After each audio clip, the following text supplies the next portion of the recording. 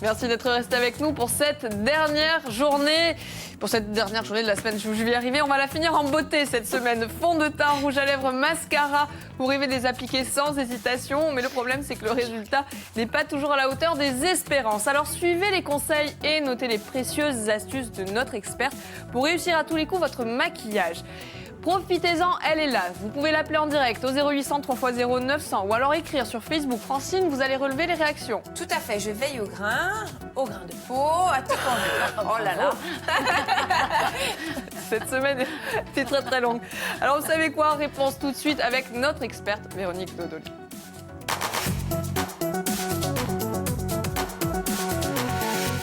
Véronique, bonjour et bienvenue sur le plateau. Vous êtes chez vous, hein? Un petit Parce peu. que désormais, oui, vous étiez avant Avec nous. une histoire de cloison, on dira. C'est ça, c'est exactement ça. On a rendez-vous une fois par mois pour que vous partagiez avec nous vos astuces beauté. Oui. On voudrait toutes obtenir un rouge à lèvres qui soit impeccable et qui ne bave pas, idem pour le mascara, mais on a quand même besoin des conseils de pros. Donc c'est parti pour le top 10. On commence par le teint, par le fond de teint. Oui. Alors comment est-ce qu'on applique, comment est-ce qu'on Comment on choisit la l'applique, teinte? comment on le choisit, c'est souvent ce qu'on me demande. Alors comment on choisit son fond de teint? On va le choisir en fonction de la couleur de sa peau. Donc on ne choisit pas un fond de teint ni plus clair ni plus foncé. On va vraiment garder la même couleur que la couleur de sa peau. Pas légèrement plus chaud, plus foncé?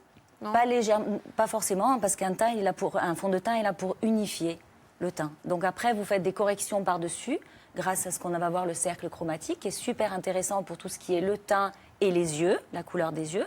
Donc appliquer une couleur. Alors là, on voit le pinceau. Oui, parce qu'on peut l'appliquer au pinceau. Il y a plusieurs techniques. Exactement. Elles connaissent.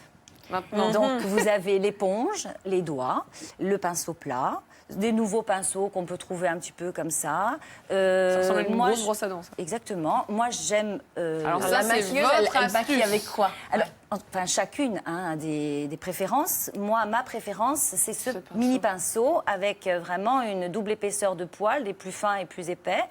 Comme ça. Et je trouve que, et je le dépose, si vous voulez, je le travaille pas à plat comme un pinceau qu'on pourrait étaler, un fond de teint qu'on pourrait étaler comme ça, Vous faites des ronds. avec des mouvements. Je fais des ronds.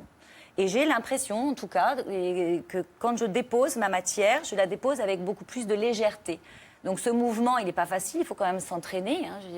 Et au niveau de la recouvrance, ça Alors couvre ça pareil couvre un peu moins, mais si vous préférez, enfin si vous choisissez un maquillage plus léger pour tous les jours, sauf si vous avez des choses à cacher, mais je trouve qu'il vaut mieux pas cacher avec la couvrance. Il vaut mieux cacher avec une autre couleur, avec la chromatique des couleurs. Parce qu'ici, on n'a rien à cacher. Exactement. On dévoile Parce qu'en tout. fait, si vous allez avoir un maquillage pour sortir et que vous avez une épaisseur de fond de teint, avec un fond de teint un peu plus foncé, vous allez avoir la démarcation, vous allez avoir le cou blanc, les mains blanches. Le Donc, problème, le piège du fond de teint, c'est qu'on en met trop et après, on a un vilain teint orange. Oui, parce qu'on a choisi. Voilà, donc la couleur, pour la choisir, il vaut mieux la tester directement sur son visage plutôt que sur son poignet, puisque bien évidemment c'est beaucoup plus clair. Donc vous allez choisir et vous allez l'appliquer. Alors c'est pour ça que je parlais du pinceau et arrondi légèrement, puisque ce sont des fonds de teint pour la journée. Parce qu'après, il y a des fonds Et on de en teint met sur le cou, plus hein, on dégrade, on descend vraiment pour dégrader un petit peu au niveau du cou. On n'oublie pas de faire, bien évidemment, on le répétera jamais assez, autour des yeux. Ah oui, même bien sûr, paupières. parce que ça va vous permettre, au niveau du maquillage, de faire une première couche pour accrocher après le fard et ce que vous allez poser sur votre paupière. Donc, d'un première fond de teint jour. recommandation, pardon, c'est... Non, pas fond de teint. Fond de teint, Soirée si vous voulez, c'est quand vous faites du théâtre, par exemple. Donc, vous faites du théâtre, vous allez avoir du maquillage, un fond de teint qui va être différent qu'un fond de teint de jour pour sortir à l'extérieur. Vous allez avoir effectivement peut-être une application au pinceau avec un fond de teint beaucoup plus plat, un fond de teint que vous allez vraiment appliquer beaucoup plus plat, plutôt qu'un côté un petit peu plus aéré, comme un fond de teint de jour. Alors, Véronique, Bon, le après, il y a fond de de nuit, des teint... soirées aussi. Hein. Évidemment. Le Le fond de teint, on est d'accord, c'est pas Oui. pour les cernes. Il y a l'anti-cerne, c'est l'ami qui nous veut du bien. Alors l'anti-cerne, c'est pareil. On va choisir son anti-cerne en fonction de la couleur du cerne. C'est un peu blanc, Donc hein. si vous mettez du blanc sur un cerne qui va être bleuté, vous allez obtenir du rose. Et c'est pour ça que c'est pour ça qu'on met plutôt de l'orangé et c'est pour ça qu'on va vite venir au cercle chromatique. Ah ben allons-y Parce que alors. je voudrais vraiment vous montrer avec l'image le cercle chromatique des couleurs. Alors ça, c'est valable pour le teint et c'est valable aussi pour les yeux. Voilà. Alors nous, ce qui nous intéresse de voir, c'est que le cercle chromatique... C'est pas une mire, donc. Non. C'est-à-dire, ce qui est intéressant en maquillage, c'est de trouver la couleur complémentaire sur ce cercle. La couleur complémentaire est la couleur qui se trouve à l'opposé de l'autre couleur. Par exemple, on a le jaune. On va prendre le orange et le bleu, orange. par exemple. Ou le vert. Allez, le vert, c'est parlant, le vert et le rouge, puisqu'on cache des boutons rouges avec du vert. Ce sont des couleurs qui sont opposées. C'est pour ça que ça sert à camoufler. Ça annule. Donc, quand vous les superposez, ça annule. Quand vous les mettez à côté, ça ressort. Donc, on ne va pas maquiller un œil vert avec une paupière rouge, mais on va, nous, les maquilleuses, se servir de couleurs qu'on appelle adjacentes. Ce sont les couleurs qui descendent, le rouge, comme le rose, le lilas, le prune, toutes ces couleurs qui contiennent un peu de rouge, qui vont faire ressortir la couleur de vos yeux. Alors justement, on a une réaction de Sandra qui dit « J'ai les yeux bleus, dois-je forcément utiliser des fards bleus pour mettre en valeur mon regard ?» Alors, souvent, on entend qu'on ne se Ouais. maquille pas de la même couleur que ses yeux. Moi, je dis qu'on peut tout porter. Je trouve que vraiment, on peut mettre vraiment toutes les couleurs. Après, il est vrai qu'il y a des couleurs qui font ressortir d'autres couleurs. Comme on voit sur le cercle chromatique, comme les couleurs opposées vont la faire ressortir, la couleur, mais ça ne va pas aller à tout le monde. Parce qu'il y a aussi à prendre en compte la personnalité, l'ensemble du visage, la couleur de peau, les cheveux. Tout ça, si par exemple, je vous donne un exemple. Le mot, c'est quand même la légèreté. Hein. La légèreté, mais je vous donne un exemple, par exemple, sur une rousse qui va avoir des yeux verts et qui va être très pâle. Si vous allez la maquiller avec la couleur corail, des couleurs un peu orangées, ça ne va pas lui donner bonne mine. Donc dans ces cas-là, on va s'orienter vers une couleur un peu plus foncée, du marron qui va tirer avec un petit peu d'orangé, des camels, mais un peu plus soutenu. Pour les yeux de couleur, c'est Sandra. Alors je dirais à Sandra qu'elle peut mettre toutes les couleurs, mais si elle met du bleu, si ça lui plaît de se maquiller en bleu, il faut qu'elle mette un trait de crayon beaucoup plus soutenu pour faire ressortir son œil. Et souvent, ce qui est important, c'est de voir que dans l'iris, vous n'avez pas qu'une seule couleur. Et là, je trouve que c'est intéressant, c'est que vous allez vous regarder de près et vous allez pouvoir pouvoir, avec un miroir grossissant ou alors prendre une photo, agrandir et voir que l'iris est souvent tacheté de couleurs différentes. Souvent, dans les yeux bleus, il y a un peu de jaune. Donc, c'est pour ça que le bleu marine va faire, c'est la couleur opposée, le bleu et le jaune, va faire ressortir... On affiche ça dans sa salle de bain. On l'affiche, on le regarde, les Ou trois sur le couleurs frigo. primaires. Évidemment. Bon, c'est facile à retenir. Après, il y en a évidemment plein de couleurs. Alors mais justement, c'est- on a une réaction par rapport aux yeux d'Angélique qui nous dit « Je me maquille régulièrement les yeux avec de la poudre noire et du coup, je n'ose plus mettre de rouge à lèvres et pourtant, j'adore ça. Que me conseillez-vous ?»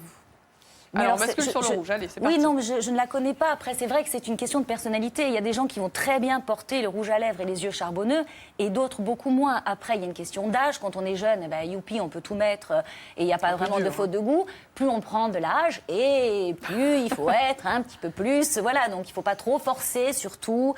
Il faut savoir un petit peu choisir ce qui est le mieux pour sa personnalité. Oui, la légèreté, oui. Toujours. Avant de redonner la main à Faustine qui nous attend du Oui, côté Faustine. de Bastia, un dernier conseil pour le rouge à lèvres. Comment est-ce qu'on fait pour l'appliquer pour qu'il n'y ait pas de bavure?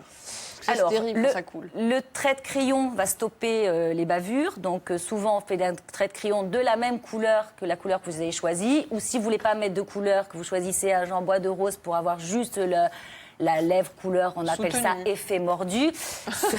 C'est joli. C'est technique, hein, tout ça. Donc vous mettez juste un trait de crayon. Il existe des crayons qui stoppent, qui empêchent de filer, hein, pour les ridules un peu plus prononcées. Mais je conseille de faire un trait de crayon et de l'appliquer au pinceau en plusieurs couches, j'ai envie de vous dire, pour bien le faire tenir. D'accord. Alors, vous savez ce qu'on va faire. À Ajaccio, c'est la Madonnouche. Et à Bastia, c'est la Saint-Joseph. Et Faustine est en direct. Faustine, est-ce que vous m'entendez cette fois? Oui, oui, Ah, génial. je suis là, Célia. Moi, effectivement, je suis toujours en direct de Saint-Joseph avec Fanfan, qui est président de l'Archi-Confrérie de Saint-Joseph. Fanfan, qu'est-ce qu'elle représente pour vous, cette fête? Ce que représente cette fête, pour moi, c'est quelque chose de merveilleux cette année. Parce que c'est un don qui nous est venu de Dieu, certainement. Certainement. En faisant jumelage avec l'Archiconfrérie de Trastevere et Bastia et la Corse se souviendront certainement de ce qui va se passer dimanche à Saint-Joseph. Parce que nous avons la Madone de Trastevere, de Fiumara, qui se déplace pour venir chez nous à Bastia ce qui est merveilleux, ce qui était impensable il y a à peine un mois, disons. Quoi. C'è una grande bruciazione. La bruciazione deve essere più che grande perché il primo anno che ci sarà due statue, quella di San Giuseppe e quella della Madonna di Fiumagula in Bastia, e ribigliamo cose di vicino i nostri vecchi, farà attinamento a Notre Dame de Lourdes. Così face che partecipiamo al centenario di Notre Dame de Lourdes, c'è Uesco, l'anziano Uesco di Lourdes che è qui, che è presente, e noi a nostra maniera di partecipare al centenario di Notre Dame de Lourdes. Di una grande festa, poi si dà di qui in San Giuseppe. Allora, cosa è che ha cambiato? Oh, c'è parecchio a fare, da non arriveremo mai a fare cose di vicino ai nostri vecchi. Con poco d'affari che l'avevano per elli, per lavorare, era qualcosa di me. Tutti gli anni, elli valavano a Notre Dame de Lourdes. Noi altri giorni siamo appena faticati o no, je ne sais pas, non la so mica, ma elli ci valavano tutti gli anni. E volevamo ripigliare. Alors, c'est l'archiconfrérie qui organise la Saint-Joseph. Quelle est l'implication et comment vous vous y prenez? Tout est organisé par l'archiconfrérie de Saint-Joseph. Tout, de A à Z, c'est l'archiconfrérie de Saint-Joseph qui organise la fête de Saint-Joseph, qui est en même temps, il ne faut pas oublier, le patron de la ville de Bastia. Alors, ça sera quand, où et à quelle heure? Alors le matin, messe 7h, 8h, 9h, messe en lingua nostrale, 10h, grande messe, et il ne faut pas oublier que cette année, le départ de la procession est avancé. Il se fera à 15h au lieu de 16h30, parce que nous descendrons jusqu'à Notre-Dame de Lourdes. Bon, bah, j'espère que vous viendrez nombreux. Il y aura des panzarotti aussi, hein. Mais vous êtes invités, vous le savez que vous êtes invités, il n'y a pas de problème. Bon. Panzarotti viado e tutto cosa voi volete. Bon, tanto me, noi ci ridremo presto, allez. Ciao, ciao, ciao. À bientôt, profitez bien de ces panzarotti du Sigam, Fiadone. Faustina. Véronique, un dernier mot, un dernier conseil pour nos téléspectatrices. Alors le seul conseil que je peux vous donner, c'est amusez-vous à tester. Voilà, prenez un petit peu de temps pour essayer sur vous ce qui Et puis vous si c'est plaît. pas grave, Et puis si c'est raté, on on peut démaquille démaquiller. et on peut recommencer. Et bien, merci beaucoup Véronique d'être venue partager avec nous vos astuces. On se donne rendez-vous dans un mois. Oui. Pour continuer la liste, hein, Oh parce là qu'on là. n'a pas réussi à faire les 10. Merci il y avait beaucoup de Francine, questions. Merci à vous, de m'avoir Célia. accompagné tout au long de la semaine. Ça a été un On se plaisir. retrouve mercredi. La semaine prochaine, jeudi. Jeudi. Ah bah, très bien. Alors, je vous rappelle que ce soir, vous avez rendez-vous avec Philippe Martinetti pour pendant le 20h. Si vous voulez revoir l'émission toute la semaine, vous pouvez aller sur YouTube ou sur la plateforme Plus. D'ici là, je vous souhaite un excellent week-end à tous. Je vous dis à lundi. Ciao. Bon week-end.